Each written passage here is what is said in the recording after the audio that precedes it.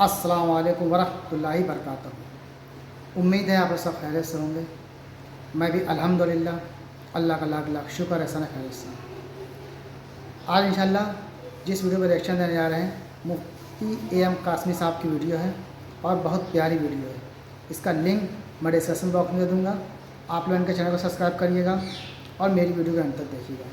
آج انشاءاللہ دو ویڈیو پر ریئیکشن دیں گے اور دونوں بہت ہی بہترین ویڈیو ہے کہ وہ 5 چیزیں کیا ہیں جس کو آپ کر کے ایک دم آسانی پا سکتے ہیں۔ روزی میں برکت، قبر میں آسانی، قرآن پڑھنے کا جو بھی فائدہ ہے، پل صراط سے گزرنے کا، مطلب یہ 5 چیزیں ہیں جو بہت ہی ضروری ہیں کہ جس سے آدمی کو آسانی ہو جاتی ہے، جیسے روزی میں خیر و برکت ہونا، قبر کے سوال جواب ہونا اور پل صراط سے گزرنے کا جو معاملہ ہے۔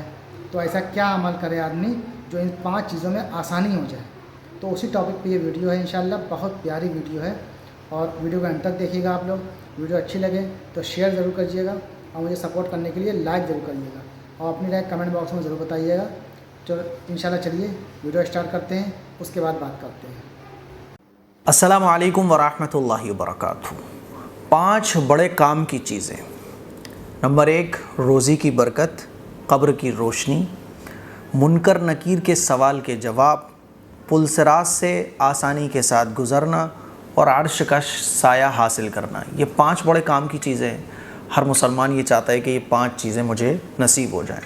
میں آج ایک کتاب پڑھ رہا تھا، اس میں لکھا ہوا تھا کہ شیخ الحدیث حضرت مولانا محمد زکریا صاحب رحمہ اللہ تعالی اپنی کتاب میں لکھتے ہیں کہ حضرت شقیق بلخی رحمۃ اللہ علیہ بہت بڑے صوفی بزرگ گزرے ہیں۔ وہ فرماتے ہیں کہ ہم نے 5 چیزیں تلاش کی اور ان کو 5 جگہ پایا۔ یہ اللہ والوں کی بڑی قیمتی باتیں ہیں، دل میں اتارنے کی کوشش کیجئے اور ان پر عمل کرنا شروع کیجئے۔ لیکن افسوس کی بات ہے کہ ہم ان چیزوں کو بھی تعویذ میں تلاش کرتے ہیں، جھاڑ پھونک کرنے والے باباؤں کے پاس تلاش کرتے ہیں، نقشوں میں تلاش کرتے ہیں۔ حالانکہ ان 5 چیزیں، یہ 5 چیزیں بڑی بڑی 5 چیزیں 5 جگہ آپ کو ملیں گی۔ نمبر 1، روزی کی برکت چاشت کی نماز میں ملی۔ حضرت شقیق بلخی رحمۃ اللہ علیہ لکھتے ہیں کہ روزی کی برکت چاشت کی نماز میں ملی۔ روزی میں برکت چاہتے ہو، فجر کی نماز پڑھو اور فجر کی نماز پڑھنے کے بعد ذکر میں مشغول رہو یہاں تک کہ اشراق کا وقت ہو جائے، ہے نا۔ اشراق پڑھ لو، چلو چاشت نہیں پڑھ سکتے، کل ملا کے یہ ہے اشراق اور چاشت میں سے کوئی ایک نماز پڑھ لو، اللہ تعالیٰ رزق کے دروازے کھول دے گا۔ حدیث سے بھی پتہ چلتا ہے کہ اللہ تعالیٰ روزی میں برکت دیتا ہے جب آدمی صبح فجر کی نماز پڑھتا ہے۔ اور جو لوگ سورج نکلنے تک سوتے رہتے ہیں، حدیث سے پتہ چلتا ہے کہ شیطان ان کے کان میں پیشاب کر دیتا ہے۔ اس کا مطلب کیا ہے؟ بے برکتی، نحوست، سستی، شیطانیت سب ایسے شخص پر مسلط ہو جاتی ہے۔ آج اگر ہم غور کریں تو ہمارے گھر جو ہے نا وہ قبرستان بنے ہوئے ہیں۔ تو روزی کا جو مسئلہ ہے، فجر میں اٹھنا شروع کر دو اور فجر میں اٹھنے کے بعد ذکر میں مشغول رہو اور اشراق یا چاشت کی نماز پڑھ لو۔ تو نمبر 1، روزی کی برکت چاشت کی نماز میں ملی۔ نمبر 2، اور قبر کی روشنی تہجد کی نماز میں ملی۔ قبر ایک اندھیرے کا گڈھا ہے نا۔ اب اس قبر کو آپ چاہتے ہو کہ اس میں بلب لگ جائے، میرے لیے روشنی ہو۔ سوچو ذرا کہ قبرستان کے پاس سے گزرنے میں بھی جو ہے نا دہشت آتی ہے، ڈر لگتا ہے۔ اکیلے ہم قبرستان نہیں جا سکتے۔ کبھی سوچا ہے کہ مرنے کے بعد اسی قبرستان میں اکیلے دفن ہونا ہے؟ بیوی، بچے، اپنے دوست، عزیز و اقارب جن کو آج ہم بے پناہ چاہتے ہیں، ہم سمجھتے ہیں یہ ہمارے سب سے خاص ہیں، یہ سب ہمیں اسی قبر کے اندر دفن کر کے واپس آ جائیں گے کچھ گھنٹوں کے بعد۔ اکیلے رہنا ہے وہاں۔ اس قبر کے اندر روشنی کیسے ہوگی؟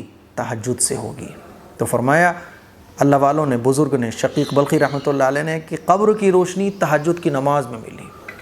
نمبر 3، منکر نکیر کے سوال کا جواب طلب کیا تو اس کو قرات میں پایا۔ قبر کے اندر جب ہم جائیں گے تو سوال جواب ہوں گے، 2 فرشتے آئیں گے، پوچھیں گے من ربک من نبیک ما دینک۔ ان سوالوں کے جواب وہ دے پائے گا جس نے قرآن مجید کو پڑھا ہوگا اور قرآن مجید پر عمل کیا ہوگا۔ ہم تو عمل تو بہت دور کی بات ہے، قرآن کو پڑھ بھی نہیں سکتے ہیں۔ کہیں نماز پڑھانے کی ضرورت پڑ جائے تو ہم 2 رکعت نماز ٹھیک سے نہیں پڑھا سکتے ہیں۔ سوچا ہے کہ قبر میں کیا ہونے والا ہے؟ منکر نکیر کے سوال کے جواب ہم کیسے دیں گے؟ تو فرمایا منکر نکیر کے سوال کا جواب طلب کیا تو اس کو قرات میں پایا۔ نمبر 4، اور پل صراط کا سہولت سے پار ہونا روزہ اور صدقے میں پایا۔ پل صراط ایک ایسا خطرناک پل ہے جس کو پار کر کے جنتی جنت میں جائے گا، دوزخی دوزخ میں چلا جائے گا. جو دوزخی ہوگا وہ اس پل سے گر جائے گا، اور جو جنتی ہوگا وہ اس پل کو بہت آرام سے پار کر لے گا. تو صدقہ اور روزہ یہ دو ایسی چیزیں ہیں جن کے ذریعے انسان آخرت میں پل صراط پر آسانی سے گزر جائے گا. نمبر 5، اور عرش کا سایہ خلوت میں پایا. عرش کا سایہ جب قیامت قائم ہوگی نا، تو کچھ لوگ ایسے ہوں گے جو عرش کے سائے میں ہوں گے. اللہ کا عرش ان کے اوپر سایہ کرا کیے ہوگا، وہ مزے میں ہوں گے، ان کو ٹینشن نہیں ہوگی قیامت کی. تو وہ کون لوگ ہوں گے؟ جنہوں نے خلوت اختیار کی ہوگی. خلوت اللہ کے لیے، یعنی دنیا کے جھنجھٹوں میں زیادہ نہیں، بس کام دھندا اور اپنی عبادت. تو عرش کا سایہ خلوت میں پایا. یہ 5 چیزیں ہیں میرے عزیز بھائیوں، میری بہنوں. ان 5 چیزوں کو تلاش کرو. ان 5 چیزوں میں نے سوچا کہ آپ لوگوں کے ساتھ شیئر کر دوں. مجھے امید ہے کہ یہ ویڈیو آپ کو، چھوٹی سی ویڈیو پسند آئی ہوگی. اس کلپ کو شیئر کریں گے آپ. السلام علیکم ورحمۃ اللہ وبرکاتہ. تو یہ تھا ہمارا ریئیکشن پہلا ویڈیو کا مفتی ایم قاسمی صاحب کا، جو میں نے سنا کہ 5 چیزیں یہ آپ اگر کر لیں تو بہت آسانی ہو جائے گی آپ کے لیے. جس میں سے فجر کی نماز پڑھنا بہت بہتر ہے، جو روزی میں برکت ہوتی ہے یہ ہم سب جانتے ہیں، پھر بھی کرنے کی کوشش کریں. تو اسی طرح سے یہ سارے عمل تھے، اگر آپ کریں گے تو بہت اچھی بات ہے یہ، اور اس میں آپ لوگ کا ہی فائدہ ہے.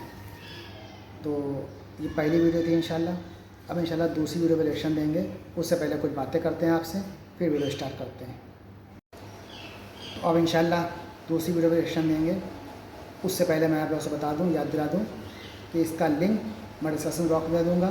مفتی ایم قاسمی صاحب چینل کا نام ہے، اور ان کے چینل کو آپ سبسکرائب کریے گا، اور میری ویڈیو کو آپ لوگ اینڈ تک دیکھیے گا. یہ جو ویڈیو ہے یہ بہت پیاری ویڈیو ہے کہ جنت کیسے حاصل کریں، جنت میں ایک محل کیسے حاصل کریں. تو کس طرح سے حاصل کریں، وہ کیا ہے عمل جو کریں گے تو انشاءاللہ جنت میں ایک محل ملے گا آپ کو. کیونکہ ہمیں نبی پاک صلی اللہ تعالیٰ علیہ وسلم نے فرمایا ہے کہ جو بھی اس چیز کو عمل کر لے گا وہ جنت کا حق میں ایک محل کا حقدار ہو جائے گا. باقی جو بھی عبادت کرتے ہیں، سب کا خیرات کرتے ہیں، وہ تو ایک الگ بات ہے، لیکن ہمیں نبی پاک صلی اللہ علیہ وسلم نے فرمایا ہے کہ جو بھی اس عمل کو کر لے گا وہ انشاءاللہ جنت میں ایک محل کا حقدار ہوگا. کیونکہ ہمارے نبی صلی اللہ علیہ وسلم نے فرمایا ہے، اور یہ ایک دم حقیقت بات ہے. تو آئیے وہ کیا چیز ہے، کیا عمل کرنا ہے، تو اس ویڈیو کے ذریعے سے جانتے ہیں، پھر بات کرتے ہیں.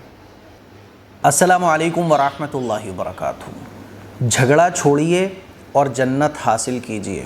جی ہاں، بالکل آپ نے ٹھیک سنا ہے. جنت میں ایک محل حاصل کرنا بہت آسان ہے، بہت آسان ہے. ہم لوگ جو اتنی لمبی چوڑی عبادتیں کرتے ہیں، کیوں کرتے ہیں بھائی؟ جنت میں جگہ چاہیے، جنت میں محل مل جائے.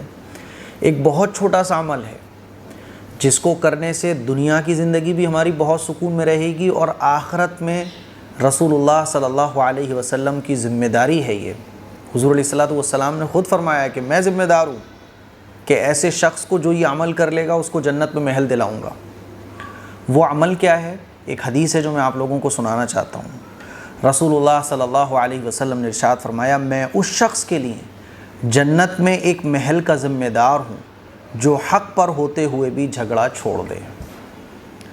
مجھے پتہ ہے کہ میں صحیح ہوں، مجھے پتہ ہے کہ یہ میرا حق ہے، مجھے پتہ ہے کہ اس پر مجھے لڑنا چاہیے، میں حق پر ہوں، اور جس چیز کے لیے میں جھگڑ رہا ہوں وہ میرا حق ہے، لیکن جھگڑا مجھے پسند نہیں ہے. مجھے یہ پسند نہیں ہے کہ بھائیوں میں انتشار پیدا ہو جائے. مجھے یہ پسند نہیں ہے کہ خاندان میں پھوٹ پڑ جائے. مجھے یہ پسند نہیں ہے کہ ایک مسلمان دوسرے مسلمان سے گالی گلوچ کرے. تو اسی لیے میں جھگڑا بڑھانا نہیں چاہتا صاحب، میں جھگڑے کو آگے نہیں لے جانا چاہتا. مجھے پسند نہیں ہے کہ مسلمان ایک دوسرے سے تو میں کرے، دستے گریباں ہو، ایک دوسرے سے خوب لڑائی جھگڑے ہو. مجھے یہ پسند نہیں ہے. اسی لیے لو بھائی تم ہی پکڑو اس چیز کو، میں نے اپنا حق چھوڑ دیا، مجھے یہ چیز نہیں چاہیے، بس جھگڑا مت کرو. تو اللہ کے نبی صلی اللہ علیہ وسلم نے ایسے شخص کے لیے کتنی بڑی خوشخبری سنائی ہے. میرے آپ کے اعمال جو ہم لوگ کر رہے ہیں نا، نہیں معلوم کہ اللہ قبول کرے کہ نہ کرے، لیکن حضور نے جو فرما دیا وہ 101% بالکل ٹھیک ہے. اس میں تو شک ہی نہیں کیا جا سکتا. حضور نے فرما دیا یعنی مل کر رہے گا. اور حضور نے کیا فرمایا کہ میں اس شخص کے لیے جنت میں ایک محل کا ذمہ دار ہوں جو حق پر ہوتے ہوئے بھی جھگڑا چھوڑ دے۔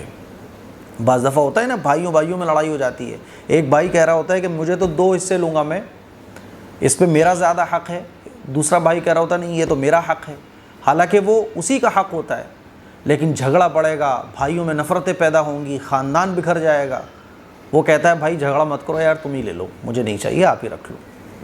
ایک بھائی صاحب تھے، بڑے ماشاءاللہ دیندار تھے، جب حصے بانٹی کے مسئلے ہوئے تو ایک بھائی نے جو ہے نا بہت بڑا بوال کھڑا کر دیا، اور باقی بھائیوں کو ملا کے جو ہے نا وہ اپنے اس بھائی کو جو ہے نا وہ محروم کرنا چاہ رہا تھا، وہ یہ چاہ رہا تھا اس بھائی کو کچھ نہ ملے۔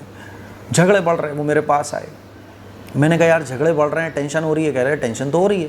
میں نے کہا چھوڑ دو جھگڑا، اگر آپ کے اس چیز کو چھوڑنے سے جھگڑا ختم ہو رہا ہے نا تو چھوڑ دو اس چیز کو اللہ کے لیے، اللہ آپ کو ان سے کہیں زیادہ عطا کر دے گا۔ انہوں نے چھوڑ دیا۔